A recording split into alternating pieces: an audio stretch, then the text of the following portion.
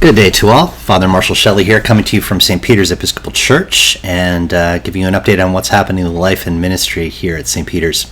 There's a lot going on in the month of October. October 2nd, we've already had the blessing of the animals and an in-gathering for the Old Bridge Animal Shelter. People were amazingly generous, and it was great to welcome our four-legged companions of every different persuasion you can imagine into the church on Sunday for 2 services of blessings. You can check out our website as well as the e-news to see some photos of that. We hope to have those uploaded and going out by the beginning of tomorrow, Tuesday. Also on top of that, we're beginning a Gospel of Mark study, and that gets us to the word of the week, which is gospel. Gospel is one of those words that takes on different meanings depending on the context it's used in. Often you'll hear the gospel truth, meaning that someone is subscribing to say something is absolutely true. Really, the word gospel is a translation of a Greek word that means good news or a good word. And think of it as that affirmation, that big, positive, here's a story you want to pay attention to. Here's the headline. We're not going to bury the lead. We want to tell you why this story is important, why it's important to you, and why it is a good thing, a very good thing for you to hear it. So we're going to be going into the good news of the Gospel of Mark. And that's the way it begins, actually. It starts off with the beginning of the good news of Jesus Christ, the Son of God. And we're going to be going through that 4 chapters at a clip over 4 weeks.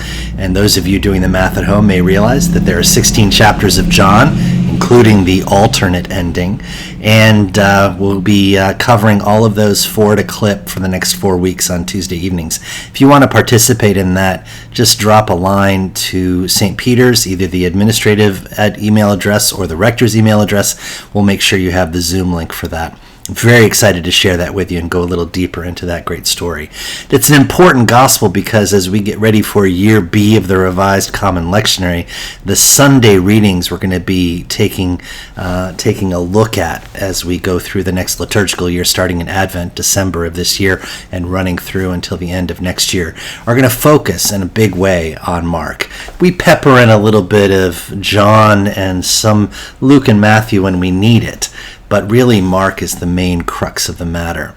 And the power of that early gospel, the earliest we have in the Bible, is really a key element to enjoy what it is about the stories of Jesus that the 4 evangelists each tell in their own unique way that gives color and weight and import and motivation to us as we walk in Christ. On top of that journey we're taking in Mark, we're also taking a journey through a bunch of different programs.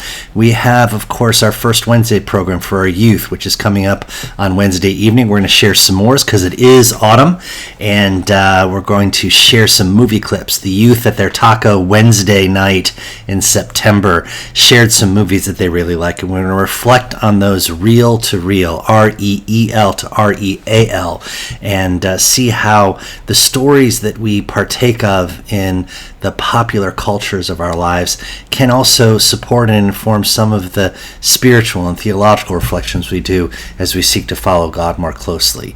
Remember, even a gospel testimony is a story about Jesus, and the stories that we partake of as human beings inform us and really prepare us to deal with the world as we experience it. So the stories that we're taking on, whatever series you're streaming, there's something in there that's provoking you to reflect a little bit more, if not on the Roman Empire, on God.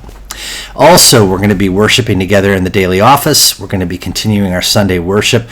In our Sunday worship, we're going to be aiming towards, of course, the end of the month, Dia de los Muertes and Todos Santos and All Saints and All Souls Days. We're going to be thinking about how we remember those who have gone before us into the glory of Christ and are in the resurrection now, but whom we hold in our hearts, and how we can both mourn for them and celebrate our continuing relationships with them in the stories, the testimonies, the ofrendas, the offerings we make in commemorating them. Here at St. Peter's, we do that a little uniquely in that we have very special flowers that we have on All Saints Sunday that we then break apart and take out into our big churchyard, because there are so many people who populate our churchyard who are really not being remembered because their families may not even exist anymore. We've been around for almost 300 years, and so many folks that are out there that rest beneath the sod might not have people who are coming to remember them. So we make a special effort to remember them. We are going to be commemorating Kelly Baker, who is a parishioner of ours who passed away because of cancer, but who is a very faithful and very wonderful member and witness in our outreach ministries. Our new on-site food pantry that's been going through the pandemic now has a name, Kelly's Cupboard. We're going to be cutting the ribbon on that, not this Wednesday, but next Wednesday, and look forward to sharing that with you, putting some photos online, as well as hopefully getting a news story talking about how we strive to care for those who are hungry in our midst. Ultimately, we're going to be looking at ways that we can, as a parish, deepen our stewardship, our walk in testimony of Christ, and how we spend our time, our talent, and our resources. Our annual giving campaign is going to kick off, and we hope to involve you in it. So please do, as you think about the good news of God in your life, consider joining us for a study of the good news according to the Gospel of Mark. Consider joining us as we seek to grapple with and engage and live the life of Christ here in this present moment at St. Peter's.